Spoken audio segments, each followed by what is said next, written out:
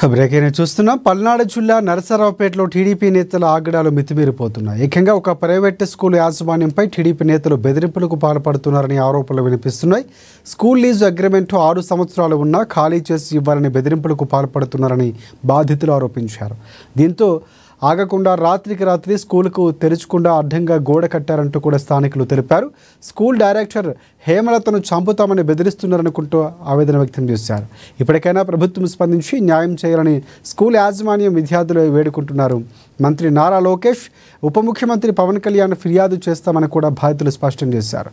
ఇదే అంశానికి సంబంధించి పూర్తి అప్డేట్స్ అందించేందుకు మా ప్రతినిధి రాఘవ మనకి ఫోన్ లైన్లో సిద్ధంగా ఉన్నారు. సో రాఘవ, చెప్పండి, అసలు పూర్తి అప్డేట్స్ ఏంటి? Thank you Rajasekhar. అంటే పల్నాడు జిల్లా నర్సాపేటలో అయితే మితిమీరిపోతున్న టీడీపీ నేతలు ఆగడాల మట్టికి అయితే చెప్పుకోవచ్చు. ఎందుకంటే గత టీడీపీ వచ్చిన కాంచి కూడా కొంతమంది దగ్గర టీడీపీ నాయకులే ప్రత్యేకంగా కార్యకర్తల దగ్గర కూడా ఆగడాలు ఎక్కువ పడుతున్నాయి కూడా సమాచారం మనకి.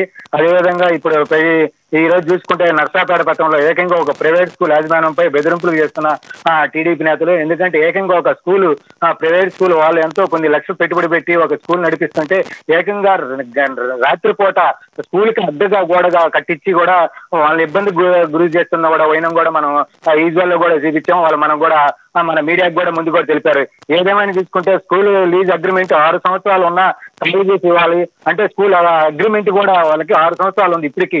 అంటే 2031 దాకా స్కూల్ అగ్రిమెంట్ ఉన్నా సరే ఆ స్థలం ఓనర్ కానీ లేకపోతే అతను టీడీపీ వాళ్ళకి చెప్పడం టీడీపీ అధికారం ఉందని కూడా వాళ్ళ నాయకులు అంట పెట్టుకొని గత రాత్రి 12 గంటలకు కూడా ఒక గోడను సపరేట్ గా గోడను అడ్డ విద్యార్థులకు కానీ ఇలా టీచర్స్ కానీ ఎవరైనా లోపల రానియకుండా గోడ అడ్డ పెట్టుకోవడం కూడా ఒక రాష్ట్రంలో కూడా ఒక చర్చించనాయని. ఏదైనా సరే ఒక ప్రైవేట్ స్కూల్ యజమానంపై ఎంత ఒత్తిడి తేవడం ఎందుకు? ఒక చిన్న స్కూల్ వాళ్ళ ఆ ప్రైవేట్ స్కూల్ మీద బతుకుతున్నారు టీచర్లు కానీ లేకపోతే విద్యార్థులు కానీ. టీడీపీ నేతలు ఎవరైనా ఏమైనా తెలుస్తుందా? వారు ఏమైనా స్పందించారా? కంప్లైంట్ ఏమైనా ఫైల్ అయినటువంటి పరిస్థితి ఉందా? ప్లస్ స్వయాన జిల్లా ఎస్పీ కూడా స్థానికంగా ఉంటారు. ఇంత జరుగుతున్నా సరే అధికారులు కానీ డిఈ కూడా డిస్ట్రిక్ట్ ఎడ్యుకేషన్ ఆఫీసర్ కూడా స్థానికంగా ఉంటారు. స్థానిక ఎమ్మెల్యే ఉంటారు, స్థానిక నర్సాపేట ఎంపీ లావు కృష్ణదేవరాయలు అందరూ కూడా ఆ జిల్లా లెవెల్లో మళ్ళీ పల్నాడు జిల్లాలోనే ఉండేది. వీళ్ళందరూ ఉన్న స్థానికంగా కూడా నర్సాపేటలో ఈ విధంగా ఆగడాలు జరుగుతుంటే పై దృష్టికి పోవట్లేదు, ఎందుకు పోవట్లేదని కూడా అసలు ప్రజల్లో కూడా అర్థం లేకుండా పోతుంది. ఎందుకంటే రాఘవ, ఏమైనా కంప్లైంట్ ఇచ్చారా స్కూల్ యాజమాన్యం కంప్లైంట్ ఏమైనా ఇచ్చిందా? ఇంతకీ టీడీపీ నేతలు ఎవరు ఏమైనా తెలుస్తూ ఉందా? వాళ్ళు ఏమైనా స్పందించినటువంటి పరిస్థితి ఉందా? అయితే ప్రెసిడెంట్ అయితే రాజశేఖర్ టీడీపీ నేతలు అయితే ఇదివరకు ఎప్పుడు స్పందించట్లేదు ఇంతవరకు. అయితే మన దగ్గర ఏంటన్నా మన దగ్గర కూడా యూజువల్ సీసీ ఫుటేజ్ కూడా వచ్చినాయి. రాత్రి గోడ పెట్టినవి కూడా సీసీ ఫుటేజ్ మన దగ్గరకు వచ్చినాయి. ప్లస్ వాళ్ళ యొక్క టీడీపీ కార్యంలో పిలిపించి కూడా వాళ్ళకి బెదిరింపులు కూడా ధోని చేశారు.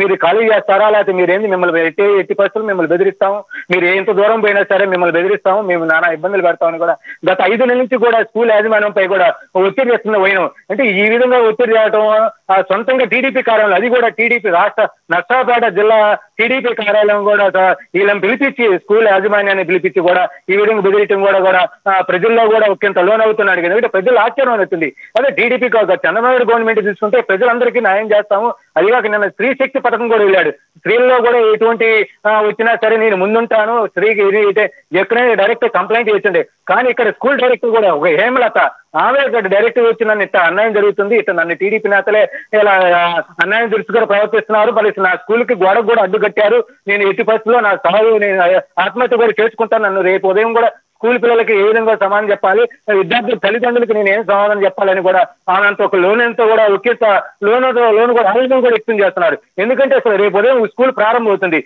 మొన్న 3 రోజుల నుంచి స్కూల్ సెలవులు కాబట్టి గత రాత్రి కూడా వాళ్ళ టీడీపీ నేతలు అక్రమంగా బారికి స్కూల్ కి ఎవరు ఎంట్రన్స్ పోకుండా కూడా గోడ నిర్మించారు. అంటే అసలు ఏ విధంగా నిర్మించారంటే స్థానికంగా ఎస్పీ ఉన్నా సరే పోలీస్ వ్యవస్థ ఉన్నా జిల్లా సంస్థలు ఇలా ఏ విధంగా నిర్మిస్తున్నారంటే ఇదంతా ఎమ్మెల్యేగా తెలుసా తెలియకుండా జరుగుతుందా, లేకపోతే పైసాలు టీడీపీ నాయకులకి అసలు తెలుసా తెలియదా, లేకపోతే ఒక స్కూల్ మీద ఈ విధంగా ఎంత ఖర్చు పెట్టుకోవడం ఎందుకు, అంటే స్కూల్నే కబ్జా చేయాలనా లేకపోతే ఏంది అనేది కూడా అర్థం కావట్లేదని కూడా వాళ్ళ స్కూల్ డైరెక్టర్ హేమలత కూడా ఆవేదన వ్యక్తం చేస్తుంది రాజశేఖర్.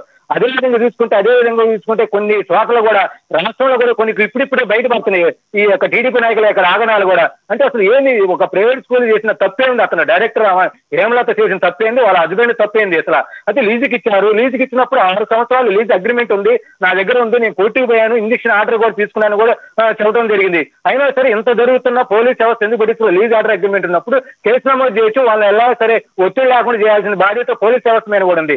ఇలా టీడీపీ నాయకులుగా జోక్యం చేసుకోవడం, వాళ్ళంతా ఇబ్బంది పెట్టడం ఇది కరెక్ట్ కావాలని కూడా రేపు ఏదైతే రేపు ఉదయం కూడా విద్యార్థుల తల్లిదండ్రులు కానీ విద్యార్థులతో కూడా కలెక్టర్ ఆఫీస్ కానీ ధర్నాఫీస్ కూడా హేమలత కూడా చెప్పడం కూడా జరుగుతుంది. Rajasekhar. Right, thanks for updates Raghava.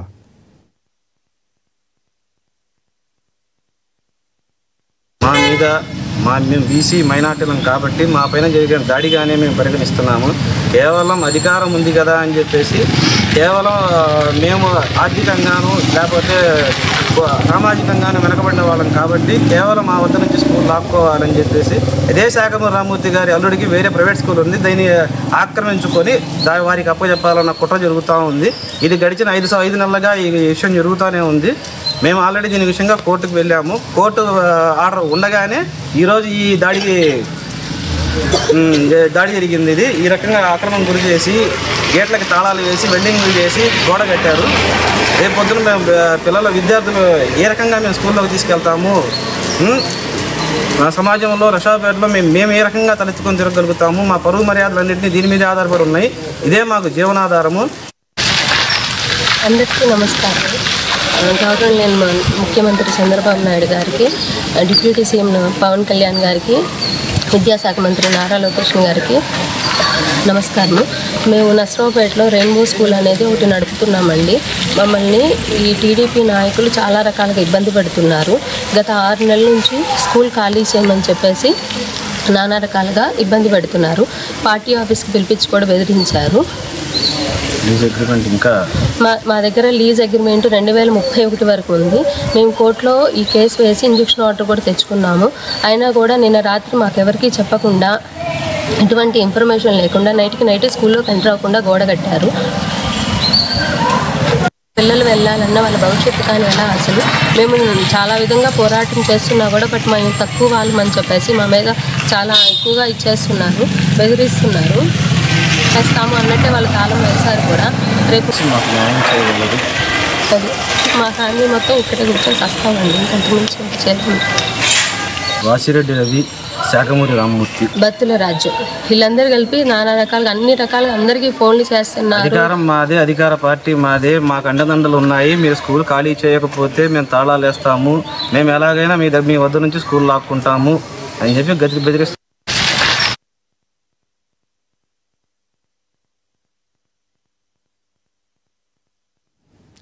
Bhadradri Kothagudem జిల్లా అశ్వారావుపేటలో ఏఐసీసీ ఓట్